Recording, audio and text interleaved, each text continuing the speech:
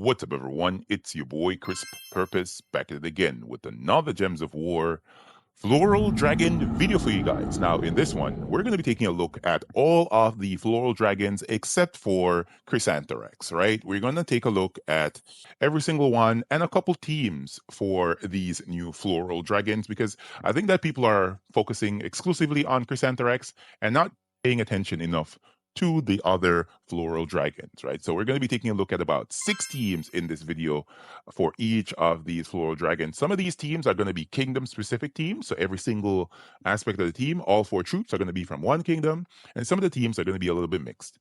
Now let's get into these great floral dragon teams. So the most powerful, in my opinion, of all of the regular floral dragons is Belcerulea. This is the floral dragon that is from Zul'Kari, which is a magic kingdom. It's pretty cool. That's a magic kingdom, right? Elemental dragon, of course, 32 mana cost. Spell Blooming Death deals, I think it's magic times 3 damage to all enemies. And it's a huge amount of damage. And because of this team setup, it's even more damage because it has a lot of bonuses. It also converts 5 blue gems to spirit gems. There's a 10% chance for an extra turn boosted by blue gems. And of course, it has that blue bell aura final trait, stealing for life when matching blue gems. Of course, we're not going to be matching a lot of blue gems in this team setup. So let's take a look at it. Up front on the team, Wand Stars on this one. Not all the teams consist of Wand Stars, just this one. I really wanted to put Wand Stars on this team because it's blessing all allies and cursing all enemies. And the bless is going to be pretty important because those gems that I mentioned that Belcerulea creates are spirit gems. They can drain mana from your troops. And if your troops are blessed, though, they cannot take that mana away. The class I decided to go with here is Orb Weaver. Since this is a class from Zul'Kari, it works really, really well because it allows me to get a lot of bonuses. And we're going to be taking a look at that in a bit.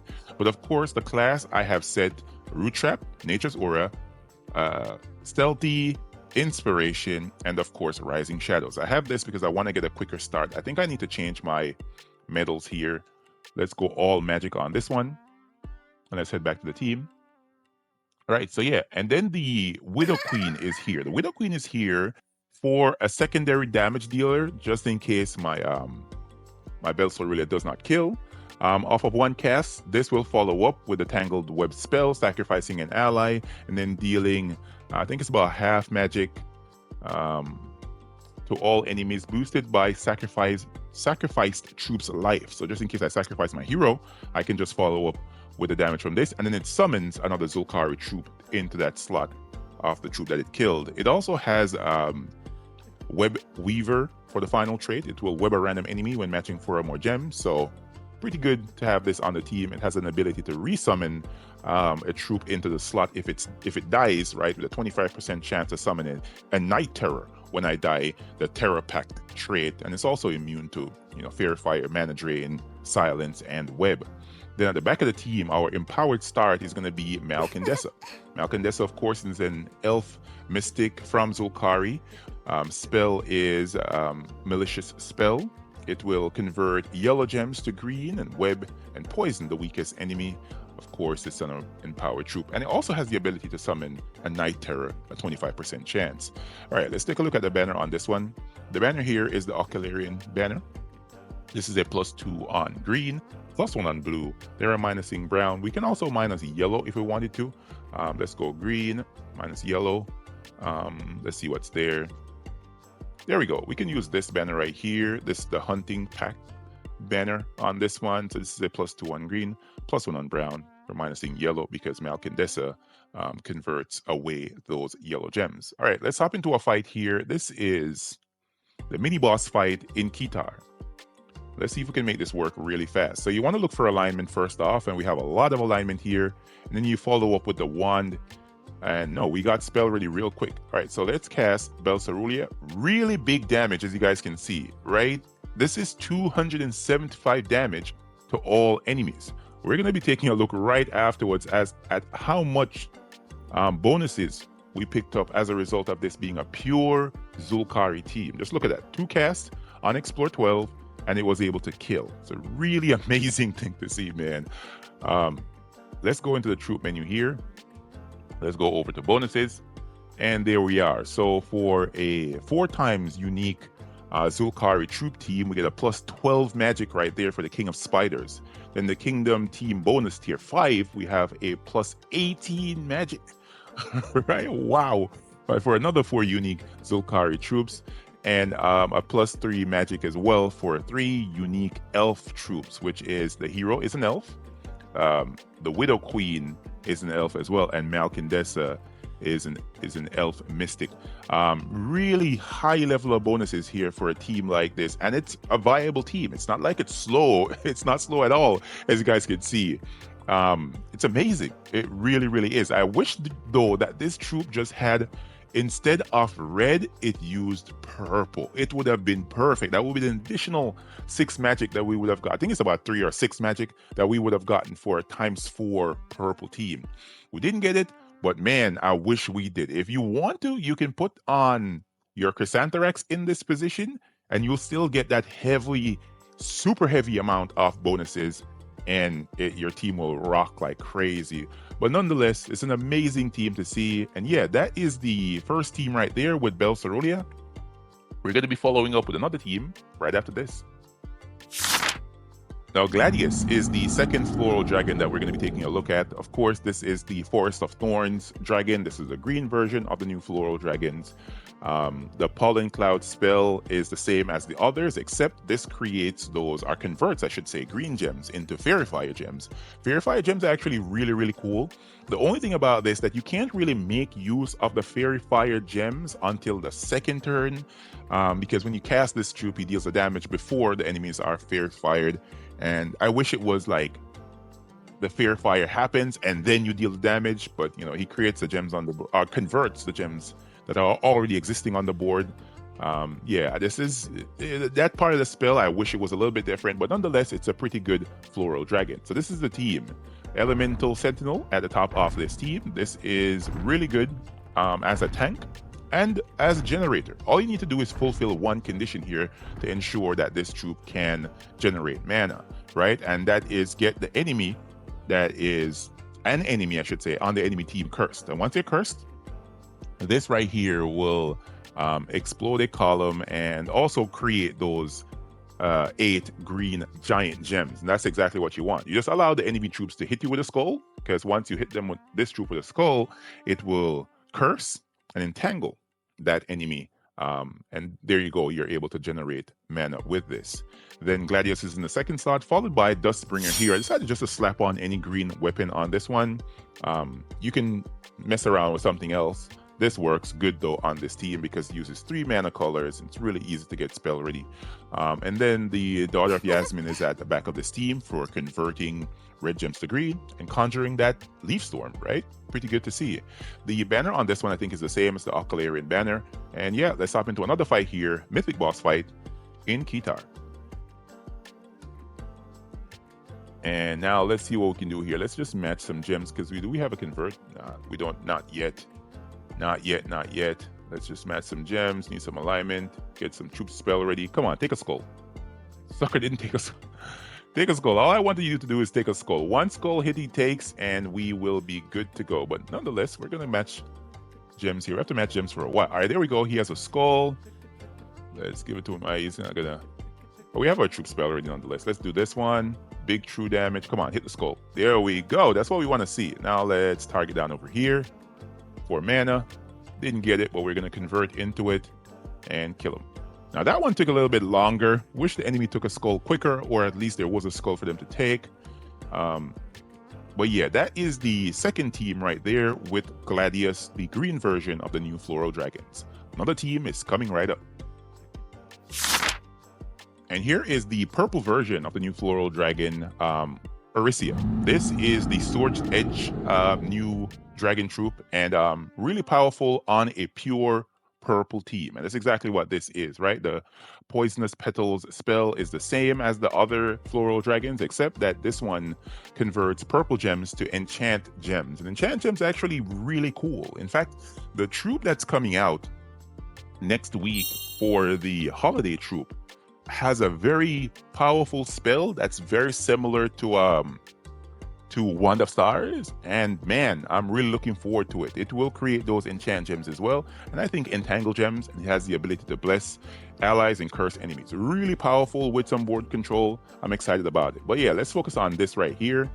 And this is the team. The Graveseer is at the front of this team, converting green gems to purple, enchanting a strongest ally. Of course, it's our empowered option on this team. Floral is going to be here, destroying a huge amount of gems. In fact, the entire board, 65 gems off of this board, and has the ability for an extra turn. Then Arisia is going to be in the third slot. And once again, I decided to go with a Dustbringer at the back of the team. This is mostly a purple team, not all purple. We could get it a little bit stronger if we went all purple on this one, but I decided just to stick with this right here. All right, let's hop into a fight and see if we can make it fast for battle number 1 in Kitar. And do we have alignment for a convert? No, we do not. No, we do not. All right, let's just match some gems. We should have. There we go. We got it. We got it. Now we go for the big generation. Man, Thrall is destroying so many gems. That's crazy. That is ridiculous. And as you guys can see, those enchant gems are on the board. We can go ahead and cast with our Graveseer, get everybody enchanted. As you guys can see, actually, this is one of the more powerful options for different gems that the Floral Dragons create. But as you guys can see, it's a very simple team, straightforward. This could work with any other dragon. It's not necessarily this dragon alone, but of course these dragons deal a lot of damage, and as you guys can see, they're getting a 10% to their skills this week, so it makes them a little bit better for doing certain battles. All right, so that is the purple version right there. The other team is going to be following up right after this. Orchidius is the brown version of the new Floral Dragons. This is from Shentang. It's a weird place for this troop to be from. I don't think of brown mana when I think of Shentang. I think of maybe like red or yellow mana, but nonetheless, this is the kingdom it's from. And of course, the Withering Scream spell converts 5 brown gems to stun gems. Stun gems are useful in some ways, but genuinely, it's actually the least useful of all the different gem mechanics, because there's so many ways to stun enemies, right? You can stun enemies with the Elementalist hero class. You can stun enemies with you can stun enemies with so many different things. Orcidius and many other troops have the ability of stunning or stun cursing enemies. So creating stun gems is actually one of the weaker ways, to be honest. Yeah, if you look at it, the gem can backfire if the enemy matches it. They end up stunning you as opposed to getting stunned. But yeah, we're going to try and make use of it right here. All right, so this is the team. The Jeweled Golem is going to be at the top of this team. This is one of my favorite generator troops from Broken Spire Kingdom with his Ruby Ray Plus spell, because I have mine to shine to level 2.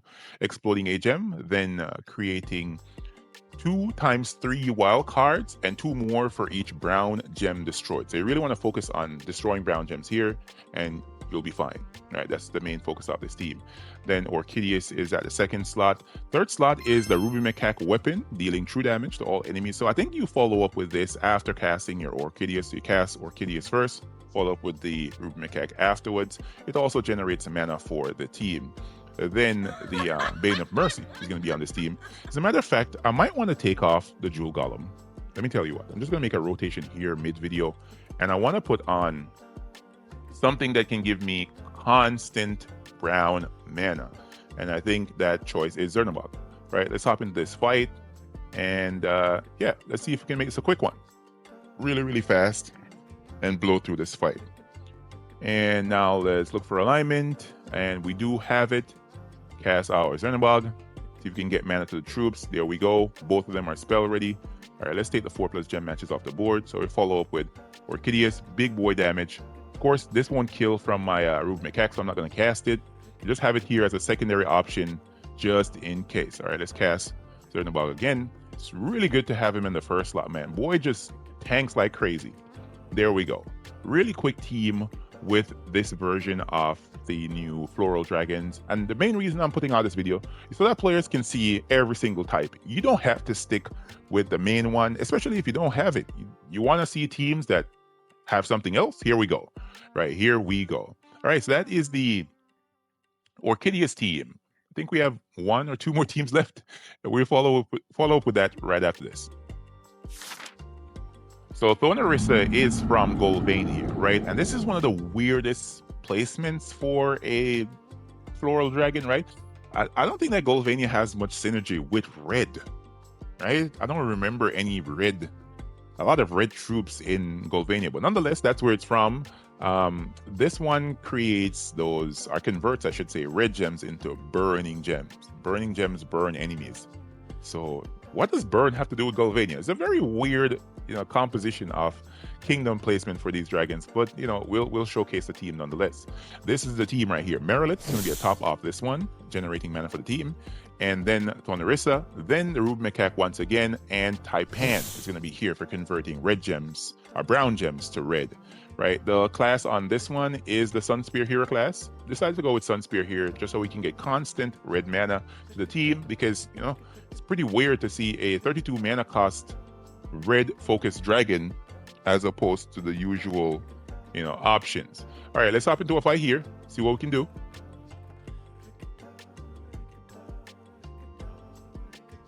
All right, now we need to convert some gems here. Do we have alignment for the convert? And no, we've not. All right, let's match some gems. Might get a little bit of alignment. There we go. We got plenty of alignment. Perfection. There we go. Merilith is ready, and the floral dragon is ready. Let's deal big AoE damage. Got an extra turn. That is really good. I think the class here is really assisting us with that many red gems. And let's see if we can deal damage again. Man, look how easy that was. Look how easy that was. Let's hop into one more fight and showcase it, because that was so fast. That was so fast. All right, let's convert some gems. Nice big alignment. Got a 4-gem match over here. Another one up there. Another one right here. Wow. Another one there. And now AoE damage. No extra turn. Enemies will be burning right after this, though. And now let's kill them with one more shot. There we go. That was pretty fast. All right. That is the second to last team. We're going to move on to the final team right now. I think that should be the yellow version. That's going to be following up right after this. Narcithus is the final version of the new floral dragons. Of course, this is the yellow version, and I think that this is one of the better ones, right? So for me, I'm ranking Belcerulea at the top as the most powerful. I think this is number 2. Simply because it converts yellow gems to barrier gems. And barrier gems are yellow gems shaped like shields that when you match them, destroy them, or explode these suckers. They will bury a random ally, which is huge. Saves you from taking damage, right? So that is really, really, really cool. And it's yellow, so there is a constant yellow storm class, which is Stormcaller. And of course, there are other ways of getting, a lot of yellow mana on the board. And this is one team right here. So take a look at it. Up front, we have Bork 3000, one of my favorite generators, right? Destroying Magic +1 gems with his Metal Beak spell, creating those 3 bomb gems. Narcithus is in the second slot, followed by Hands of Time. This is a weapon that is unique, or in a class with a few other weapons. It has quick in the weapon upgrades, as you guys can see on the screen. Quick is gaining an extra turn. So this allows you, just in case one of those enemy troops matches one of my barrier gems, I'll be able to cast this, take off that barrier, and be able to deal damage, right? So that's the main reason this is on the team. It deals heavy splash damage to an enemy, and then light splash damage to a random enemy. Really, really cool option here. The class on this one is the Mechanist hero class, for giving my Bork 3000 a 50% mana start. And that's about it. Of course, I have Tactician set and Mentor. Banishment is important to allow the enemy not to have any status effects. Yeah, that's basically it. And then Ehekel is going to be at the back of this team, converting blue gems to yellow, conjuring a Light Storm. It also has a Light Storm in the traits as well. So no matter what, I'm going to have a Light Storm on the start of this battle. And let's take a look at the banner on this one. The banner on this one is the Mirror banner from the Mirrored Hall faction, right? Mirrored Halls faction. It's a +2 on yellow, +1 on blue. They were minusing red. Only Ehekel uses that mana color. Let's hop into the mini boss fight in Kitar. This is the final team for the Floral Dragons. Right, let's see where we can have some alignment here. So we have blue at the top. Then we match this down, get some yellow, got Bork spell ready. Let's convert into our Storm once again and Bork it. And now follow up with that big AoE damage. Come on, stop matching gems. big AoE damage. Now we can follow up with this right here to deal some more splash damage, right? Just in case, get them dwindled down a little bit more. And there we go. Really, really cool team. And let's try it once again on the mythic boss fight. See if we can make it a really quick one. And yeah, I really like this. The fact that it barriers your allies is a huge asset. It just allows you to tank, not taking damage at all. And let's match that 4-gem match right there. Oh, we got a big 5-gem match right here. And yeah, I think we're just gonna cast Bork. We might need to get some alignment to get the troop spell ready. And as you guys can see, this is a pure yellow team as well. Bork uses yellow mana, Narcithus, the weapon, and Heckle. So this might be something you could use in Guild Wars in some possible way. Just want to point that out. And now see, if the enemy troop matches that yellow, we could cast this, but nonetheless, it didn't match it. Now we're just gonna see if we can get the troop spell ready again. All right, let's cast Bork once more. And now, right, stop matching my gems. All right, see, they're gonna barrier up. And now, do we have alignment? We're gonna take that away. There we go. Nice. And if we didn't have the alignment, then we will follow up with the weapon to remove their barrier. All right, so that is it, man. That's all of the new Floral Dragon teams. And we picked up a Nisha. Not bad. I like that. I like that. All right, let's take a look at it from the top. Right here, we have the BelCeruia team with the Wand of Stars with the Orb Weaver hero class, then Belcerulea, and then the Widow Queen, then Malcandessa. Then in the second team right here, which is the Forest of Gladius, we have the Elemental Sentinel. If you want to take off the Elemental Sentinel, you can put on Bog Strider right here as generator option for you. I decided to go with this because I wanted to keep it a little bit more in the kingdom. But of course, Bog Strider is a much better generator option for you guys. Yeah, so Elemental Sentinel, Gladius on this team, then the hero with the Archer hero class, and of course, the Daughter of Yasmin at the back of that team. Then the Orrissa team with Graveseer, Thrall, Orrissea, and of course the hero with the Plague Lord hero class. I don't think I've mentioned that this was Plague Lord. The main reason this was Plague Lord is because of the bonuses, right? Plague Lord, of course, is the class from Darkstone. So I got additional magic buff, +6 magic for using, 2 unique Darkstone troops, which is Thrall and the hero. So that's the reason that team was like that. And then the Jewel Kid team, we switched off the Jewel Golem, put on Zernabog. You can use the Jewel Golem as well if you want to, but I decided to go with Zernabog because of the constant Brown Storm, and of course he tanks like crazy. And then Orchidius, followed by Ruben Macaque, and then the Bane of Mercy.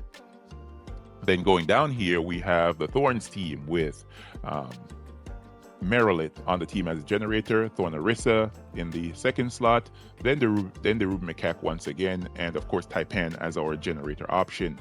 And the final team was the Nar team with Bork 3000, Narcithus as the damage dealer, then the Hands of Time. Of course, you don't have to use the Hands of Time. If you don't have it, pick some other yellow weapon, you'll be fine. And then Heckle at the back of this team. Hopefully, guys and gals, found this video helpful and informative. If you did, remember to hit that like button, comment, and let me know what you guys think of the teams. Do you have better Floral Dragon teams that you want to showcase? Let me know in the comments. I would love to try out teams. I really love trying out different teams. So you have something you think is better than what I presented here, or even as good, or even just different, let me know. I'll try it out. I love playing Gems of War. All right, guys. I'll catch y'all next one. Peace.